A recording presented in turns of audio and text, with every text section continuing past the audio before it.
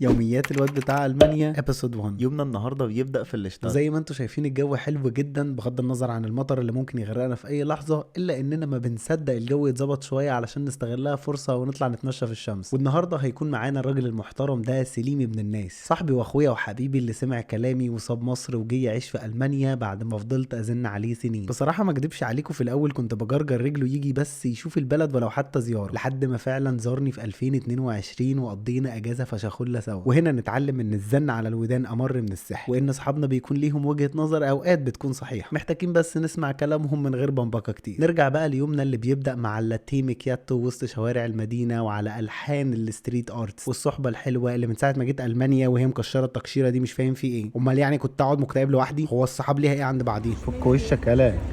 بعد كده قررنا نتمشى شويه في المدينه، وسليم عزمني على جيلاتي من عند فغاو عزه عشان يهون علينا الهوم سيت شويه، ولقيت اخويا الطرش يحيى جاي ياخدني علشان نكمل اليوم على البحر واللي هيكون عليه مفاجآت كتير. الله لا يا جدع فضحتونا ولا السلع اليوم الجامد. اول مفاجاه معانا النهارده انهم ما نسونيش في الفطار وجابوا لي معاهم كرواسون. بوتا كرواسون بتشر زبده.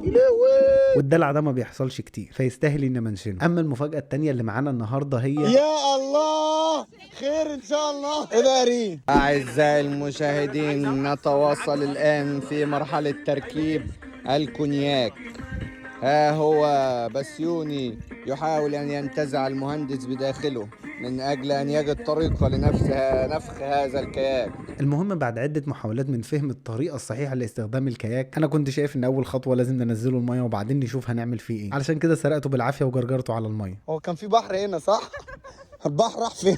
على حظك الاسود جاله جفاف. ده يا جماعه بحر البلطيق بتاع المانيا، زي بحر البلطيم عندنا كده. صحيح الميه ساعه تلج. يا لهوي يا لهوي رجلي اتجمدت يا ريت. حاولي ما ترجعيش تاني. ومع الوقت وزي ما حضراتكم شايفين انا محاط بشله متخلفه جايبين مركب علشان نبلبط فيه على الشط. الجهه التانيه يا جوز باي. علشان كده قررت ادخل على رجلي واركب الكاياك من جوه الميه، وهو الاحسن حد يقابلني بيه جوه.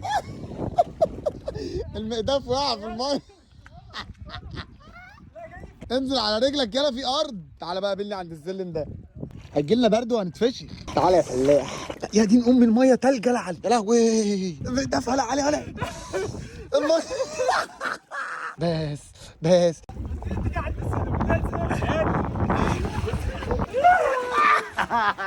وبعد فرهدة اليوم العظيم ده كان لازم ارجع عشان سليم كان عازمني على يا الغدا. خرابي. يديمك نعمه يا اسطى، يديمك نعمه بالله. تفتكروا اليوم كده خلص؟ طبعا لا. امال يعني هنكمل السهرة فين؟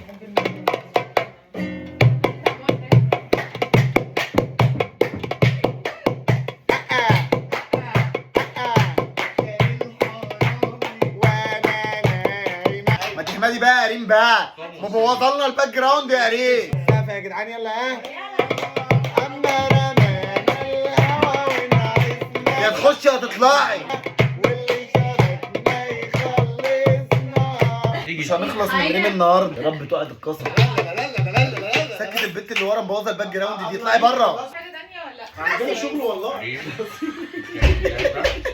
نهدى بقى يا جدعان، اهدوا عليا يا رباعية يا جدعان. اهدوا رباعية يا جدعان، هندينه أمنا دلوقتي يا جدعان. ضيع قلبي وراح. يلا السقف معانا. وبكده يكون يومنا خلص بعد ما قضيناه كله سنكحة على مخاريق ربنا، واحد يفطر وواحد يغدي وواحد يحلي. ودي فايدة انك تكون محوط نفسك بصحاب جدعان بيشاركوك نفس اهتماماتك. بس كده، شكرا واشوفكم الجزء الجاي من